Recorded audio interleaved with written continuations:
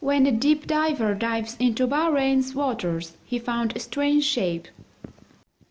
The diver descends into the waters of the Persian Gulf, to the north of the Kingdom of Bahrain. While swimming below 40 feet, a strange shape appears.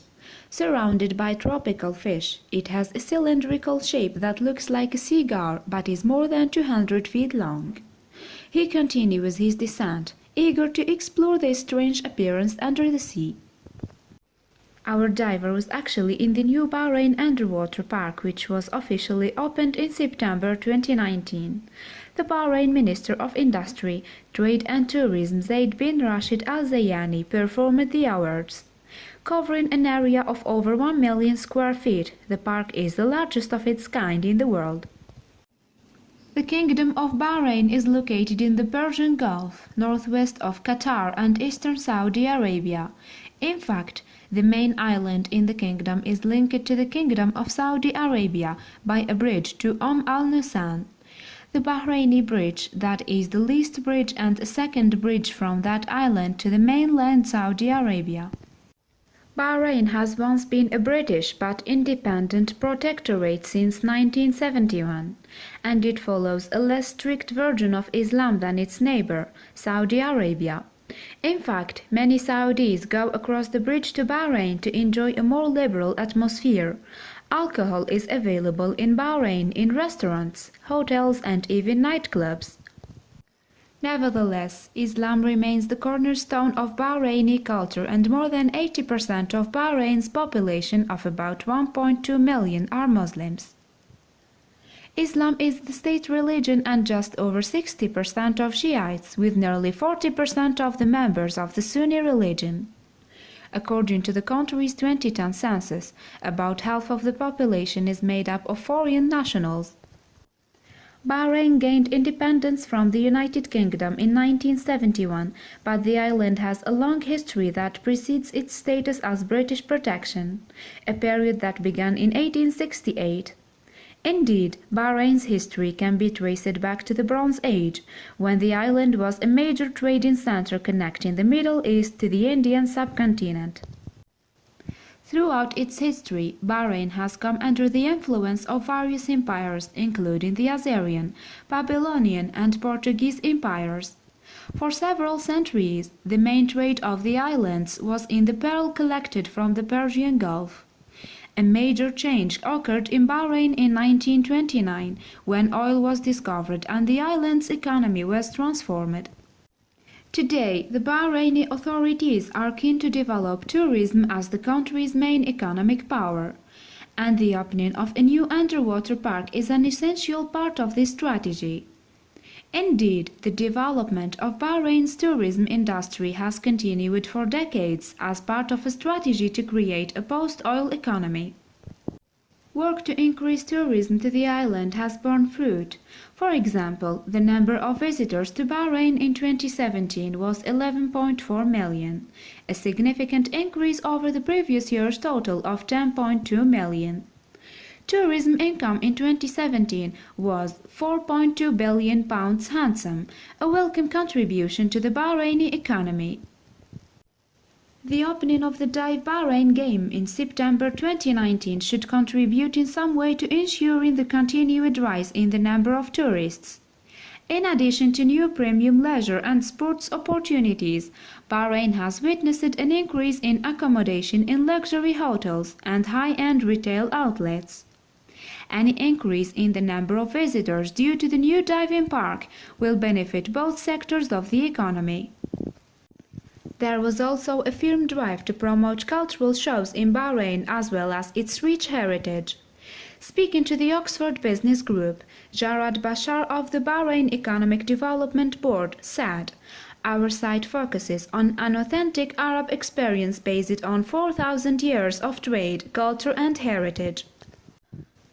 So what exactly would a tourist find when visiting the new ocean floor to attract diving in Bahrain? One of the features is the simulated model of the traditional Bahraini pearl merchant's residence. As we mentioned before, pearls were a mainstay of Bahrain's economy before the discovery of oil. Pearls look naturally in oysters.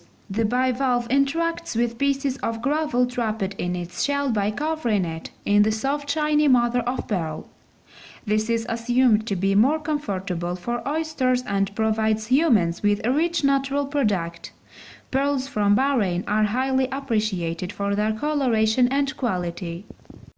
In fact, the pearl diving industry's history stretched back thousands of years.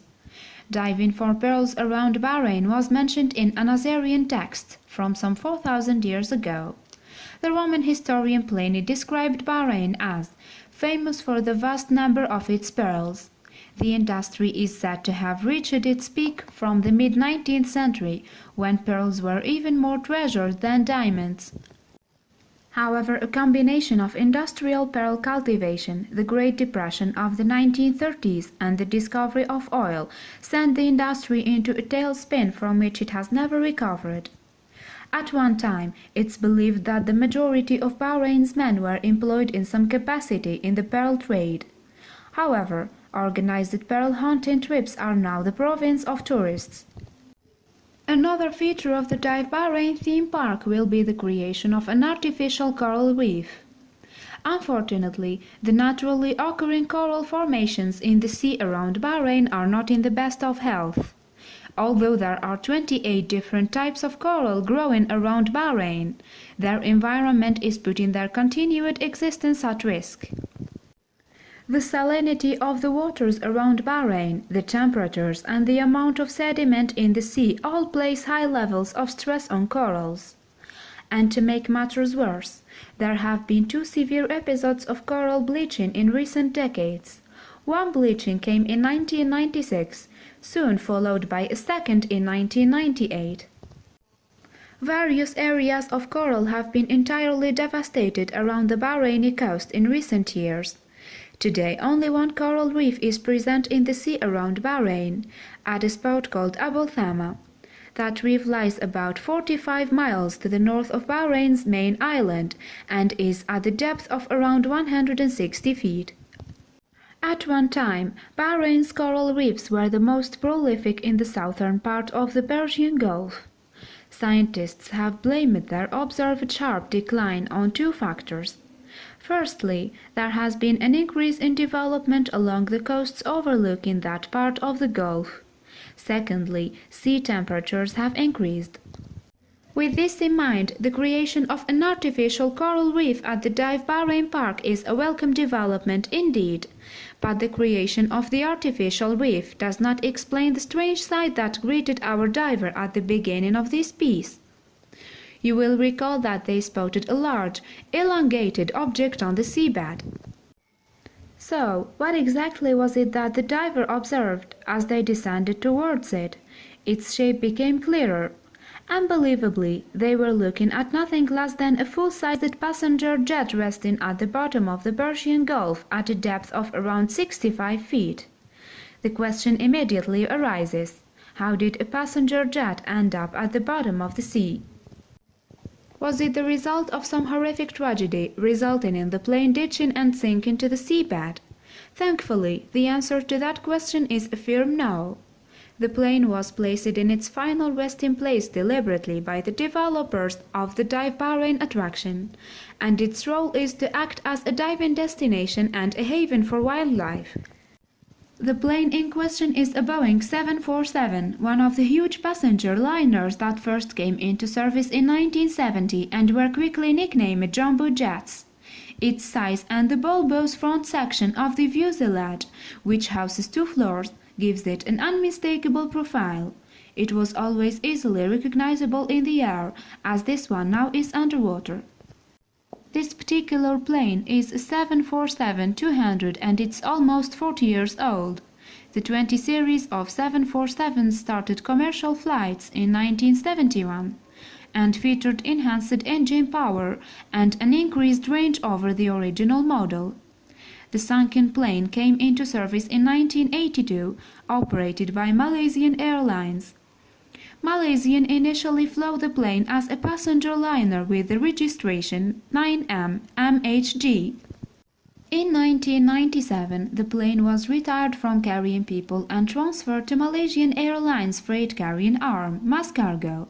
After 23 years of service with Malaysian and its cargo subsidiary, the plane was retired and spent a short time in storage until it was put into service with another freight firm, Focus Air Cargo.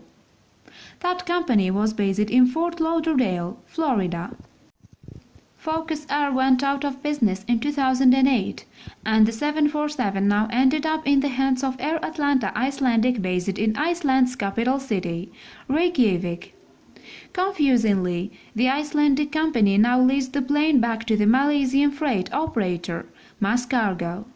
Such are the tangled web of contractual arrangements in the international aviation world. As the Simple Flying website puts it, like so many 747s, this particular aircraft has a long and storied history. With Mas Cargo, our 747, now registered as TFAAA, flew on until May 2013, when it was finally removed from service. The plane was now stored in Fujairah, one of the United Arab Emirates, which lies to the east of Bahrain. Ultimately, the Bahrain authorities acquired the plane and decided to transport it to a location around 20 miles to the north of the Amouage Islands. This is a group of man-made islands just to the northeast of the main Bahraini island. This was no mean feat. Remember, we are talking about a plane that is some 230 feet long and has a wingspan of almost 200 feet. Other planes have been deliberately sent to the ocean floor to act as diver attractions and wildlife havens. But this 747 is the largest aircraft that's ever been purposely submerged in the sea. And now that the plane lies at the bottom of the Persian Gulf, it will form the centerpiece of Bahrain's new artificial reef. However, there are some who have expressed serious doubts about this project and its potential environmental impact. One of those critics is Adriana Humans of the UK's Newcastle University. She took her PhD in marine ecology at the Australian James Cook University. Humans expressed her concerns in an interview with CNN. First, Humans described the potential positives of such a project. She told CNN, as coral reefs in good health state become less abundant and divers become more skilled and experienced, artificial reefs have become popular alternatives used by governments and the tourism industry to attract visitors to certain areas of interest. Wreck diving is one of the oldest methods used to construct artificial reefs by providing a structure to marine sessile organisms and fishes. However, Humans added that there could be serious problems with the physical presence of planes underwater. Their materials, copper alloys, aluminum, lead and steel, petroleum, hydrocarbons and other potential pollutants can be subject to corrosion, passing heavy metals into the seawater and affecting the surrounding marine organisms, Humans explained.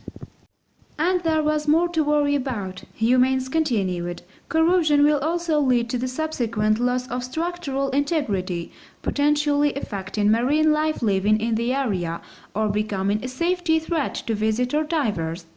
However, it does seem that the Dive Bahrain managers have taken these concerns into account. The Bahrain Tourism and Exhibition Agency described to CNN how the aircraft had been treated before it was lowered into the Persian Gulf. Technicians had removed electric wiring, adhesives and plastics from the 747. All of those materials could have been hazardous for the surrounding environment, wildlife and recreational divers. Speaking before the plane had been sent to its final resting place beneath the waves, a Bahrain tourism spokesman told CNN, all aircraft surfaces will be subjected to a high-pressure wash with bio-friendly detergents to ensure all post-production coatings, oil and grime are removed.